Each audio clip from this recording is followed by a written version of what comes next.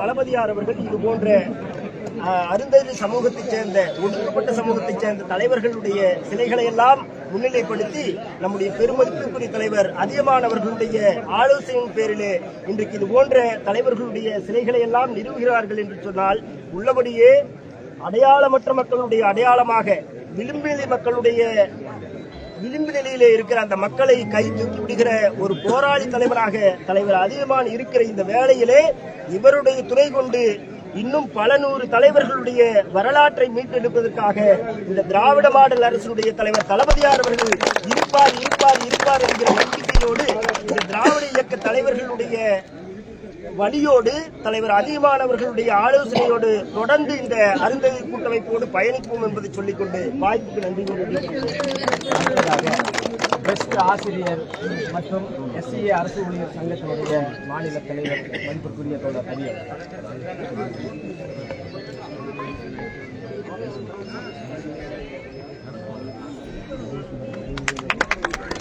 Camera பாருங்க sir, camera பாருங்க sir.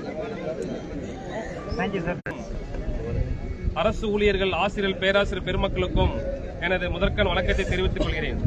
இந்த சுதந்திர போராட்ட வீரர் மாவீரன் பொல்லான் என்ற ஒரு வரலாற்றை இந்த மேற்கு மண்டலத்திலே மகுடஞ்சாவடி மாநாட்டில் ஆதித்தமிழர் பேரவையின் ஐயாவுடைய தலைமையில் இந்த நிச்சயமாக நமக்கு இது 2026 இந்த ஆதித்தமிழர் பேரவையினுடைய மூத்தவரும் நமக்கெல்லாம் முன்னோடியாக இருக்கக்கூடிய ஆதித்தமிழர் பேரவை ஐயா அவர்கள் 2026 சட்டமன்றத்தில் அவருடைய ஒட்டுமொத்த குரல் ஒலிக்க வேண்டும் என்ற ஒரு கோரிக்கையும் இந்த நினைவு நாளில் நாம் தெரிவித்துக் கொண்டு அனைவருக்கும் நன்றி செலுத்தி ஐயா அப்படியே கேமரா பாருங்க சார், அப்படியே இருங்க சார். Thank you sir. ஈரோடு மாவட்டத்தினுடைய சமூக ஆர்வலரும் இங்கு இருக்கக்கூடிய அனைத்து அருந்ததியர் இயக்கங்களுக்கும் பக்கபலமாக இருக்கக்கூடியவரும் ஈரோடு மாவட்டத்தினுடைய மிகப்பெரிய தொழிலதிபருமான மதிப்பிற்குரிய தோழர் விநாயகர். அதுக்கு ஐயா ஒவ்வொன்னா இப்படி பண்ணுங்கன்னு சொல்லி நம்ம ஏவா வேலு ஐயா கிட்ட சொல்லி முதல்வர்கிட்ட சொல்லி தான் ஒவ்வொரு வேலைகளும் ஐயாவை கேட்டு எல்லாம் செஞ்சாங்க. அதனால நம்ம சமுதாயத்தின் காவல் தெய்வமா இருக்கின்ற ஐயாவுக்கும் தமிழக முதல்வருக்கும் நம்ம ஐயாவுக்கு துணையா இருக்கின்ற ஐயா நமது ரவிக்குமார் ஐயாவுக்கு அவருக்கு ஒற்று துணையா இருக்கின்ற அனைத்து தோழர்களுக்கு எல்லாத்துக்கும் நான் நன்றி சொல்லிக்கிறேன். நன்றி. அடுத்ததாக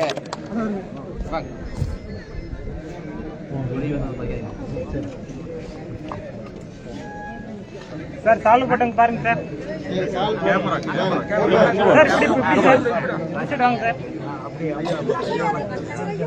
சார் அப்படியே இருக்கு சார், கேமரா பாருங்க சார். Thank you sir.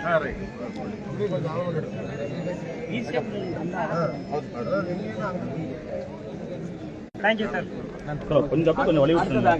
விடுதலை புலிகள் கட்சியினுடைய மாநில அமைப்பாளர் தோழர் விஸ்வநாதன் அவர்கள்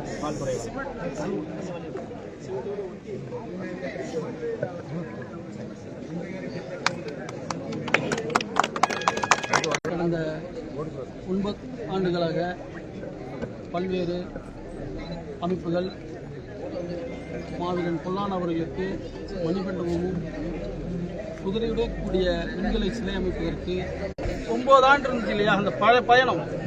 அந்த பயணத்தில் அந்தந்த அமைப்புகள் அவரவர்களுக்குரிய தன்மையோடு போராடின என்பது உள்ளபடியே மகிழ்ச்சிக்குரியது.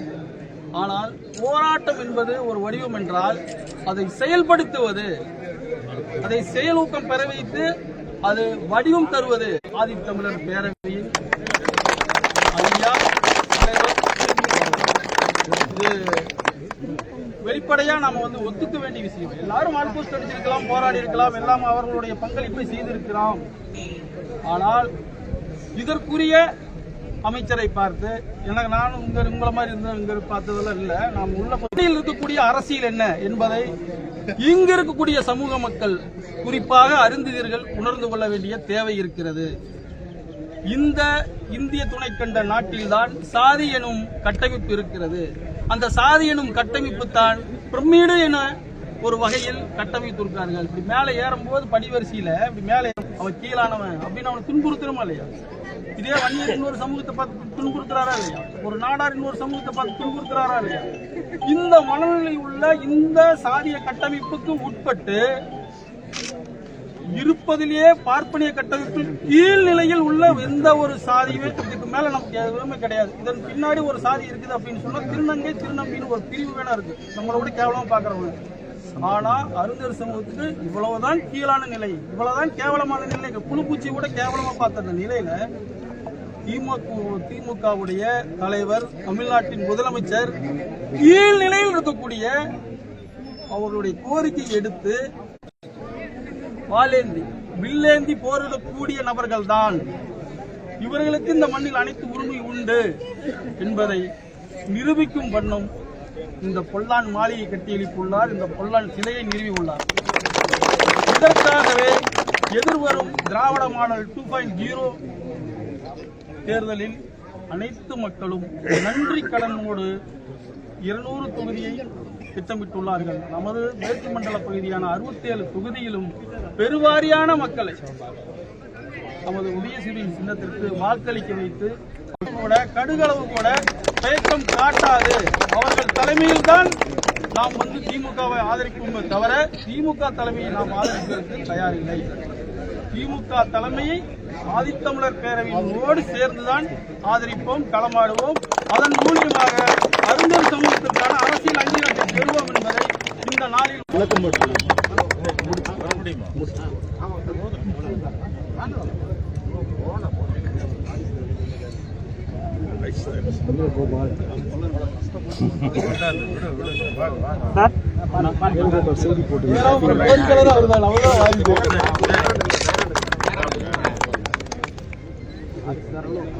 நன்றி.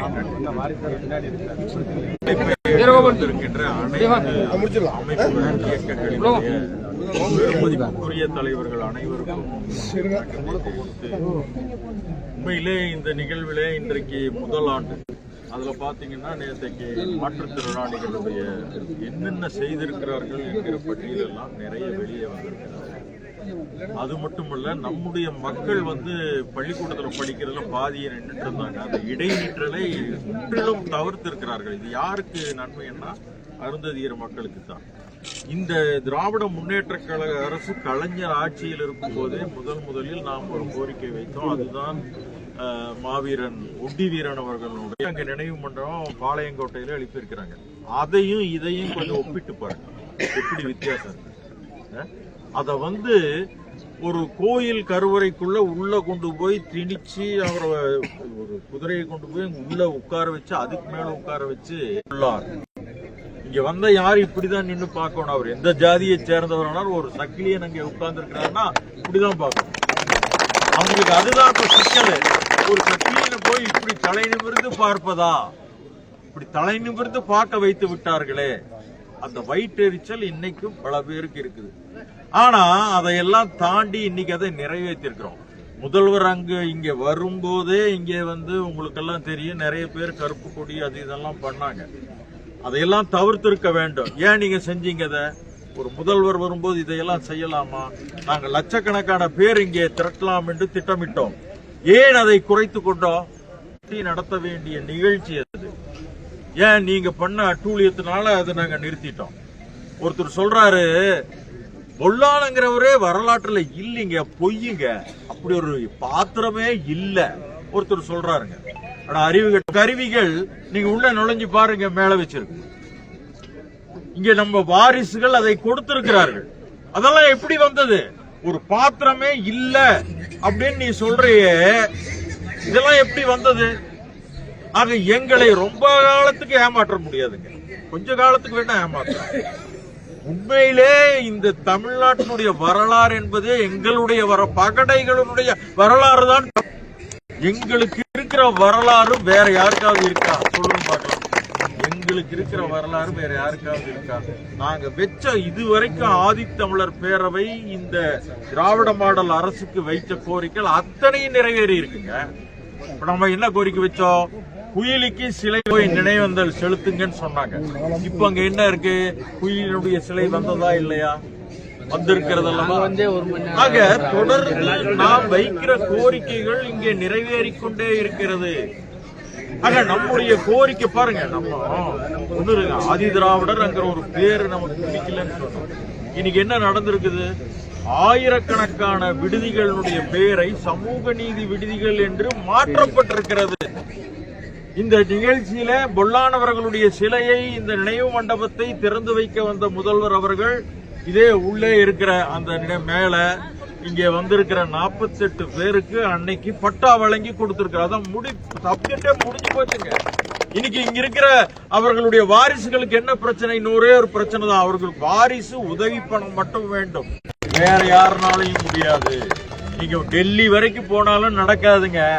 உங்களுக்கு வாரிசு பணம் வேணும்னா தமிழ்நாட்டினுடைய முதல்வர் மூலம்தான் அது கிடைக்கும், மறந்து விடாதீர்கள். அதையும் உங்களுக்கு வாங்கி தருவதற்கு ஆதித்தமிழர் பேரவை தயாராக இருக்கிறது. ஆக எங்களை பொறுத்தளவு இந்த மக்கள் எல்லா வகையிலும் சலுகை நாங்கள் கேட்கவில்லை. எங்களுக்கு சலுகை எல்லாம் வேண்டாங்க, எங்க உரிமையை கொடுங்க. ஏதோ இன்றைக்கு தான் வந்து கொண்டிருக்கிறார்கள் கொஞ்சம் படிச்சு, ஆனால் எங்களுக்கு போதுமானது அல்ல. எங்களுக்கு 10% இடஒதுக்கீடு வேண்டும். அது வேண்டும் என்று சொன்னால் இந்த பட்டியலின மக்களை வகைப்படுத்த வேண்டும். வகைப்படுத்தினா 10% இடஒதுக்கீடு ஆட்டோமேட்டிக்கா கிடைக்கும். அடுத்த கோரிக்கை எங்களது அதுதான். அடுத்த இதுல நம்ம அதை செய்ய போறோம்.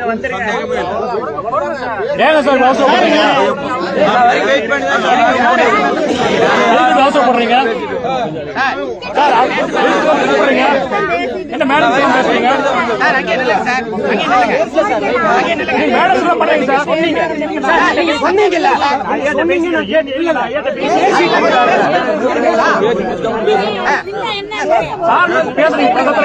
அதுக்காக நான் பேச தலைவர் பேச உள்ள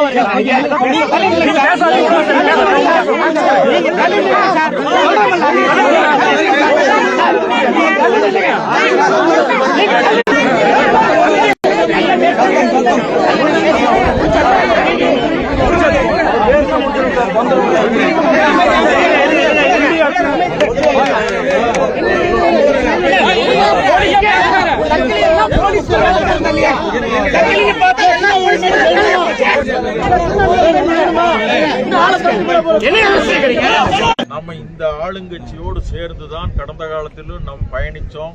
இதே தேர்தலில் அதை தான் பயணிக்க போறோம். நமக்கான வாய்ப்பு இந்த அரசு அல்லது இந்த ஆட்சி அல்லது இந்த கட்சி நமக்கு கொடுக்க போகிறது. அது கூட உறுதியாயிடுச்சு. நீங்க எல்லாம் உறுதியாக வந்து அந்த வேலைகள் செய்வதற்கு தயாராக இருக்க வேண்டும் என்று இந்த நேரத்தில் தெரிவித்து, பொல்லான் என்பது விரும்பம் இல்லை. இதுதான் முதல் முறையாக இங்கு கட்டப்பட்டது.